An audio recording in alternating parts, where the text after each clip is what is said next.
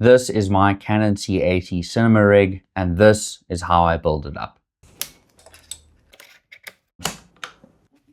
Hey, I'm Warwick, a videographer, production manager, and digital marketing specialist based here in Cape Town.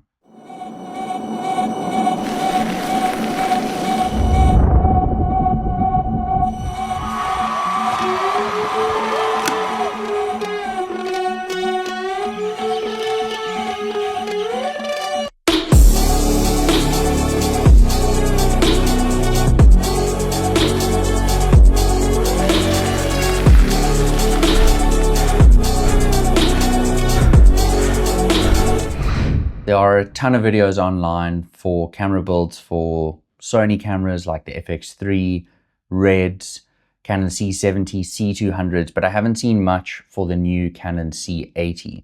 So today I wanted to take you through how I build out this camera for my needs doing brand and campaign work, as well as social media content for professional sport and sports documentary. So let's get started with the heart of the beast, the Canon C80. The reason why I decided to invest in this camera after years in the industry, couple factors. Number one, internal ND filters. What we do in the sports space is truly run and gun. You are constantly dealing with changing environments, changing lights. And in order to keep your shutter speed in the magical 180-degree shutter angle, you have to be using ND filters. And they have come a long way in the last few years, but the reality is when your camera is going in and out of a bag, you are inside, outside, in tree cover, in the broad daylight, trying to unscrew and screw in ND filters, even when they are variable from 1 to 5 or 5 to 9 stops. You inevitably are trying to take off an ND filter or put on an ND filter in a crucial moment where you actually should just be recording. I've broken ND filters, I've stripped the thread on ND filters. It's been a journey with ND filters. So number one is ND filters. Number two, coupled with ND filters and light management in general, it's low light capabilities. I know Sony users, you guys are laughing, you've had amazing low light capabilities for a long time, but being in the sports space, you are constantly dealing with changing environments, whether you are inside, outside, in a dark environment, in a car, it throws it all at you. And the ability here to have a triple base ISO is just groundbreaking. The fact that with the tap of a button, you're able to bump up your ISO base 3 times, that is an absolute no-brainer. And number 3 is audio. No video is complete without good audio, and the fact that the Canon C80 has a 3.5mm mic jack input as well as 2 mini XLR inputs, that means that you can do multi-channel audio recording. Again, just trying to optimize how quick and easy you can shoot. So with the camera body out the way, let's get a lens on and let's start the build.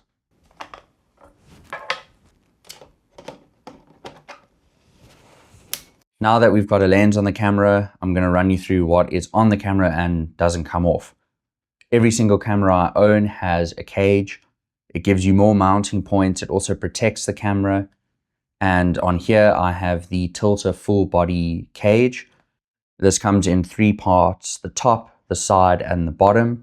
And what's amazing is this gives you extra mounting points for the accessories that you're going to see now. It also allows you to still access controls like the ND filters, white balance, peaking buttons. It gives you a NATO rail on the side, and underneath the Canon strap on the side here, it also gives you multiple mounting options. First things first is the Smallrig V-mount battery plate. One of the things that you learn when going from a mirrorless camera up to a cinema camera is the importance of battery management. So that is where the Smallrig V-mount battery plate comes in. It's a really, really small, low profile battery plate that is adjustable, which will come in handy later. And it's also quick release, which means that once the base plate is on the camera, I can slide this entire bracket on and off if I need to put this in a camera bag, I need to put it on a gimbal, need to go handheld without a V-mount battery. The fact that it's modular is super important. So flipping the camera over, you can see here the Tilta Cage gives you so many more mounting options for you to put accessories, base plates on the bottom of the camera. And the Smallrig V-mount battery plate has 2 screws on the base plate, which is vital to stop any twisting when you're tightening things down.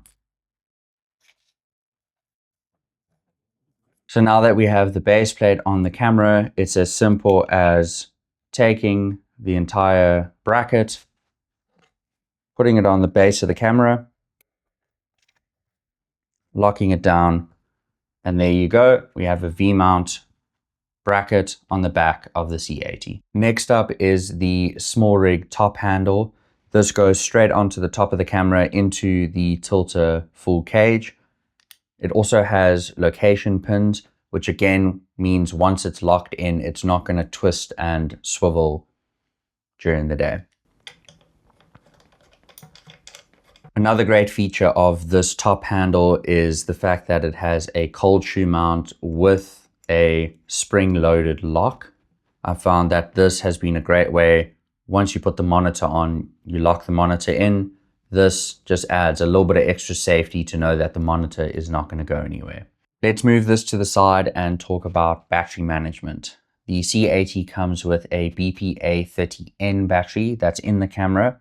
You also get an A60 as well as an A90 battery.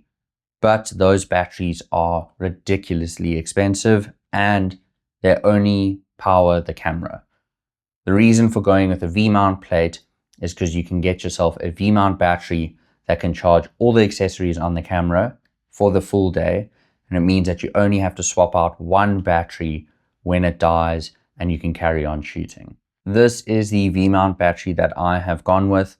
This is the K&F Concepts 99 watt hour mini V-mount battery. I went with this one because it's relatively low profile.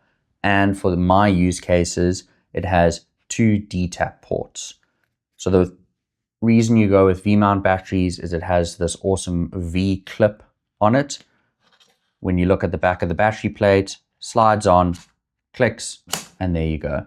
So getting power from the V-mount battery into the camera. This is a Condor Blue DC to DTAP cable, and this allows you to run power from the back of the Canon C80 behind the V-mount plate.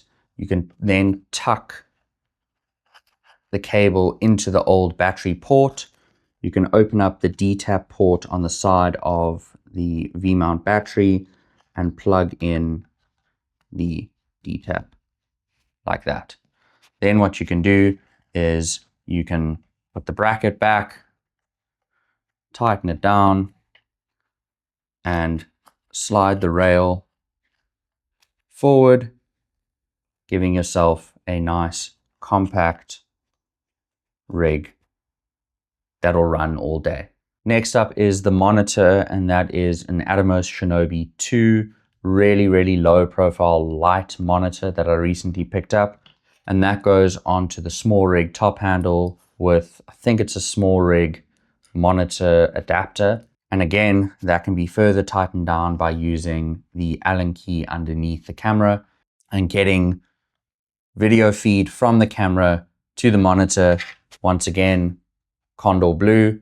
This is a full HDMI to HDMI right angled cable. So this plugs into the camera at the bottom here, and then it runs up and into the monitor on the back. Powering the monitor, that's where I'm missing a vital piece of the puzzle. You get an adapter from Atomos that goes into the back of the monitor that is a L series dummy battery into a DC to DTAP. That means that I can utilize the second DTAP port on this V-mount battery. I have the Condor Blue cable, but the brackets and adapter is on back order. So for the time being, I'm using a Smallrig NPF 970. This is a super high powered L series battery that just goes onto the back of the monitor like that. A little bit bulky, but it means that I can run the monitor all day. Last but not least, a microphone. Once again, with the blue cable, you're kind of getting a theme here. This is the Sennheiser MKE 400, one of the best mics that I have used it for a couple years now. It is incredibly powerful, really good at directional audio, and that simply goes onto one of the cold shoe mounts on the front of the camera like this.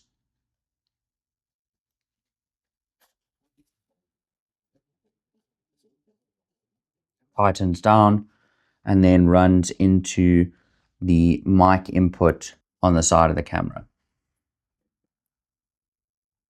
So there you have it, my Canon C80 build. As you can see, it is light enough and balanced enough to shoot all day with a nice comfortable side grip. You can get in this position and pretty much shoot for as long as the battery lasts. So if you're interested in content like this, a bit more behind the scenes of client and campaign work, as well as being on the road, shooting professional sport, please subscribe to the channel, and I'll see you in the next video.